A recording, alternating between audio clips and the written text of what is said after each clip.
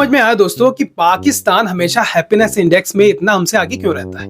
ये वो बेगैरत लोग हैं, अगर कोई दूर से इनके मुंह पर जूता फेंक के मारे तो ये सोचकर खुश हो जाते हैं कि अरे वाह जूता मिल गया। फिर वेट करते हैं कि सामने वाला दूसरा जूता उतार के इन्हें मारे तो इनकी एक जोड़ी पूरी हो जाए।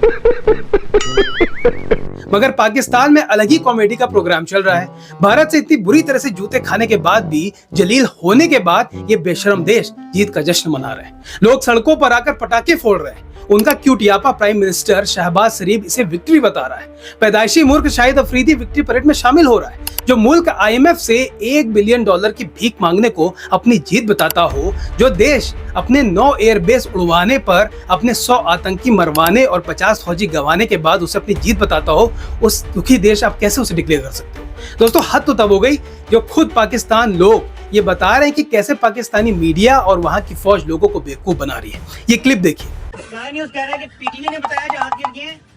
पीटीवी कह रहा नहीं, हमें स्काई न्यूज़ ने बताया जहाज गिर गए। ये किसी को भी नहीं पता कि किसने किसको बताया। दोस्तों मतलब लोग झूठ बोलने चलता है, लेकिन अगर किसी मुल्क की फौज ही पूरी दुनिया के सामने प्रेस कॉन्फ्रेंस करके झूठ वाला वीडियो चलाए तो उस पर आप क्या कहेंगे?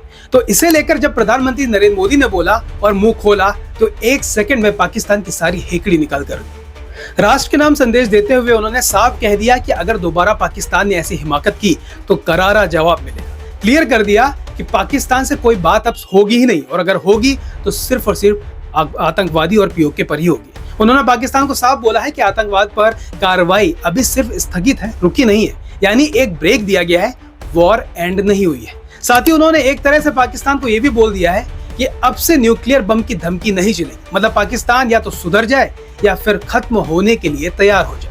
दोस्तों इससे पहले भारत के DGMO ने भी प्रेस कॉन्फ्रेंस करके पाकिस्तान को सीधी धमकी दी थी कि अगर दोबारा ऐसी बदमाशी की तो इस बार जो लड़ाई होगी वो पहले जैसी नहीं होगी, तुम्हें तुम्हारे चांद और तारे याद आ जाएंगे। दोस्तों पाकिस्तान के साथ सीज फायर के बाद से हर दिन उसको उसकी नानी याद दिलाई जा रही है।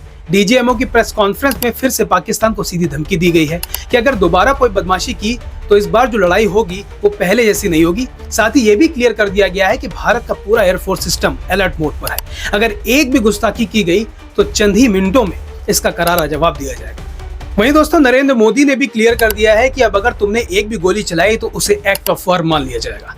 वैसे भी कोई सीज फायर नहीं हुआ है, हम सिर्फ तुम्हारे गिड़गिड़ाने पर रुके हैं। हथियार नीचे रखा है, अलमारी में नहीं रखा है। वहीं जो लोग अब भी ये मान कर रहे हैं कि भारत को अभी पाकिस्तान पर और हमले करने चाहिए थे, तो उनको ये बता दो कि डिसअपॉइंट मत हो, निराश मत हो। दोस्तों आप पाकिस्तान पर भरोसा रखें।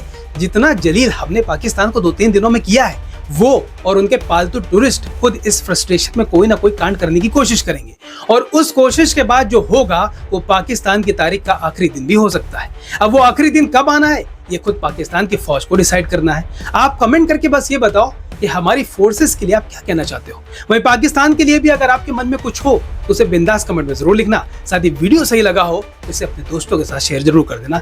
Thank you for watching. जय हिंद, वंदे मातरम।